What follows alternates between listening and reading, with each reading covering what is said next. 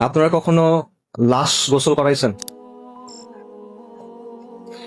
মানুষ যখন মারা যায় তখন তাকে দাফন করার আগে বেশ কিছু কাজ করতে হয়, অনেকগুলো নিয়ম আছে।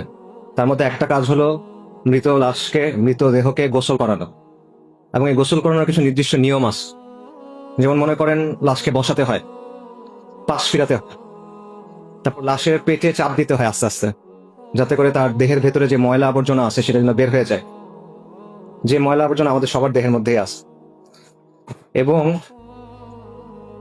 যারা অনেক লাশ গোসল করাইছে তাদের সাথে কথা বললে আপনি অনেক কথা শুনবেন। যেমন ধরেন, অনেক মানুষ মারা যায় পেটের অসুখ নিয়ে, অনেক মানুষ মারা যায় লিভারের সমস্যা থাকে, পাকস্থলীর সমস্যা থাকে, ক্যান্সারের সমস্যা থাকে। এরকম মানুষকে যখন গোসল করানো হয়, যখন পেটে চাপ দেওয়া হয়, তখন শুধু আবর্জনা বের হয় না, পুজ বের হয়, রক্ত বের হয়। অনেক সময় শরীরের ভেতরে যে অঙ্গ ছিল লিভার, এটা গলে বের হয়ে আসে। অনেক সময় খণ্ড বিখণ্ড হয়ে বের হয়ে আসে, অনেক দুর্গন্ধ হয়। তখন আমরা মৃত্যু জিনিসটাকে অনেক পবিত্রতা দেওয়ার চেষ্টা করি।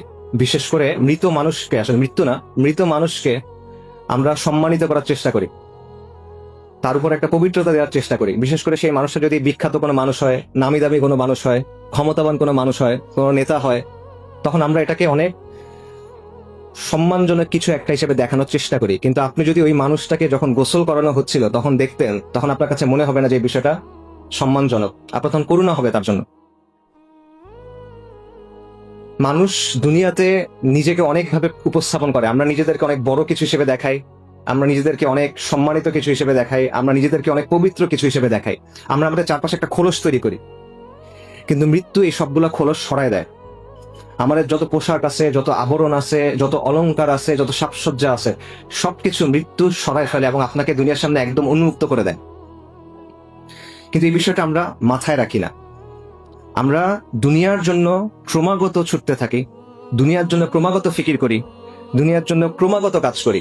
আমাদের সব চিন্তা দুনিয়া নিয়ে, যে দুনিয়াতে আমার জীবনটা কিভাবে আরো কমফোর্টেবল হবে, আরামদায়ক হবে, দুনিয়াতে আমার জীবনটা কিভাবে আরো সম্মানজনক হবে, দুনিয়াতে আমার জীবনটা কিভাবে আরো সচ্ছল হবে, দুনিয়াতে আমার জীবনযাপনের স্টাইলটা, মানে লাইফস্টাইলটা কিভাবে আরো উন্নত হবে, কিভাবে আমি অমুক জিনিসটা কিনবো, কিভাবে আমি অমুক জিনিসটা ব্যবহার করব, কিভাবে অমুক জায়গায় যাব। সব চিন্তা ভাবনা আমাদের এই জায়গা নিয়ে। কিন্তু যেই জিনিসটা আপনার কাছে আসতেছে, মৃত্যু, ওই মৃত্যুটা যে সম্মানজনক হবে আপনার, ওই মৃত্যুর পরে যে জীবনটা আপনার জন্য অপেক্ষা করতেছে, সেটা যে সম্মানজনক হবে কিনা, সেটা নিয়ে আমরা একেবারেই চিন্তা করি না। আমরা এটা নিয়ে একেবারে গাফেল, উদাসীন। একজন মহান তাবেঈ ছিলেন সুফিয়ান আস-সাওরী রাহিমাহুল্লাহ, সাহাবাদের ছাত্র। ওনাকে বলা হতো আমিরুল মুমিনিন ফিল হাদিস। হাদিসের ব্যাপারে বিশাল জ্ঞান রাখতেন। ওনাকে একজন এসে প্রশ্ন করছে, ইয়া আবু আব্দুল্লাহ, ওনার কুনি আবু আব্দুল্লাহ, দুনিয়ার জন্য কিভাবে প্রস্তুতি নিব বলেন, আখিরাতের জন্য কিভাবে প্রস্তুতি নিব বলেন।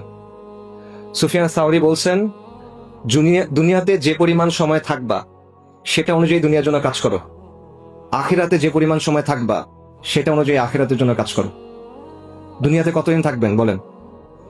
80 বছর সর্বোচ্চ, 100 বছর, 120 বছর সর্বোচ্চ, নাকি? আখিরাতে কতদিন থাকবেন? 1000 বছর, 10,000 বছর, 1,00,000 বছর, চিরন্তন, চিরস্থায়ী, খালিদিনা ফিহা আবাদা। দুনিয়ার জীবন হলো ক্ষণস্থায়ী, আখিরাতের জীবন হলো চিরস্থায়ী। কিন্তু আমরা আখিরাতের জীবনটা নিয়ে চিন্তা করি না। আল্লাহ সুবহানাহু ওয়া তাআলা কোরআনে বলছেন, কুল্লু নাফসিন যায়িকাতুল মাউত, নিশ্চয়ই প্রত্যেক জীবকে মৃত্যুর স্বাদ আস্বাদন করতে হবে। ওয়া ইন্নামা তুওয়াফফুনা উজুরাকুম ইয়াউমাল কিয়ামা, এবং কিয়ামতের দিন তোমাদেরকে তোমাদের যে প্রতিফল, যে কর্মফল, সেটা পরিপূর্ণভাবে বুঝাই দেওয়া হবে। ফামান যুহজিয়া আনিন নারি ওয়া উদখিলাল জান্নাতা ফাকাদ ফাজ, যাকে আগুন থেকে রক্ষা করা হবে এবং জান্নাতে প্রবেশ করানো হবে, সে হলো সফল। ওয়ামাল হায়াতুদ দুনিয়া ইল্লা মাতাউল গুরুর, এই দুনিয়ার জীবন হলো ছলনাময় ভোগ, ছলনা, প্রতারণাময় একটা ভোগ, এটা ছাড়া কিছুই না। সূরা আলে ইমরানের আয়াত। এই একটা আয়াতে আল্লাহ আজ্জা ওয়া জাল আমাদের এই দুনিয়ার সব বাস্তবতা, সব মৌলিক প্রশ্নের উত্তর দিয়ে দিয়েছেন।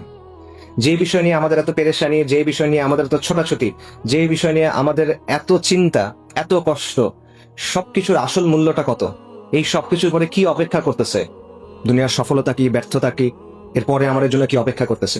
এবং এর পরের আয়াতে আল্লাহ সুবহানাহু ওয়া তাআলা বলতেছেন, লাতুবলাউন্না ফি আমওয়ালিকুম ওয়া আনফুসিকুম, নিশ্চয়ই তোমাদেরকে তোমাদের জান এবং মালের ব্যাপারে পরীক্ষা করা হবে। দেখেন, আমাদের জীবনের মধ্যে নিশ্চিত জিনিসপত্র কিছু নাই, সবকিছু অনিশ্চিত। যে বিষয়গুলো নিয়ে আপনি সকাল থেকে ঘুমানোর আগ পর্যন্ত চিন্তা করেন, ইভেন ঘুমানোর সময় যেগুলো নিয়ে স্বপ্ন দেখেন, কোনোটার মধ্যে কোনো নিশ্চয়তা নাই। আমাদের উপার্জন, আমাদের পড়াশোনার রেজাল্ট, পরিবারে কি হবে, বাচ্চার কি হবে, সন্তানের কি হবে, স্ত্রীর কি হবে, পিতামাতার কি হবে, দুনিয়াবি যত চিন্তা আছে, যা কিছু নিয়ে আমরা চিন্তা করতেছি, কোনোটার মধ্যে কোনো নিশ্চয়তা নাই, নিশ্চিতভাবে জানার সুযোগ নাই।